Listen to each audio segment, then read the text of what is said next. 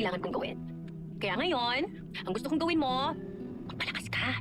Ipunin mo lahat ng energy mo dahil kakailanganin mo yan sa mga gagawin ko pa sa'yo. Because I will make sure every tear, every scream. Ang susunod na programa ay rated PG. Ito ay nangangailangan ng patnubay at gabay ng magulang para sa mga batang manonood.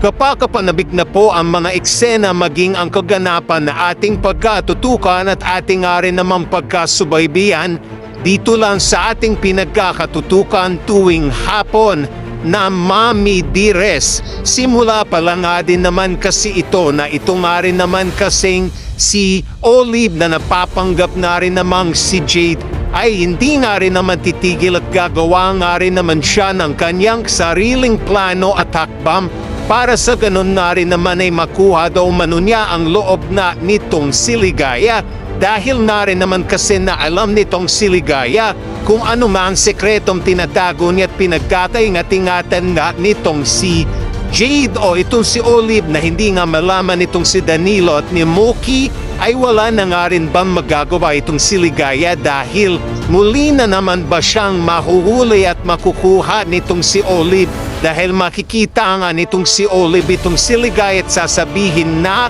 nitong si Olive dito kay Ligaya na wala ka nang kawala na yun Ligaya. Dito marin ba ay ano kaya mangyayari dito kay Ligaya? Muli na naman ba siyang makukuha at mabibitag na nitong si Olive para itago ang sekreto tribulasyong kanyang tinataguan kay Muki at Danilo? Yan na rin ay ating pagkatutukan at ating aring yang pagkasubaybayan.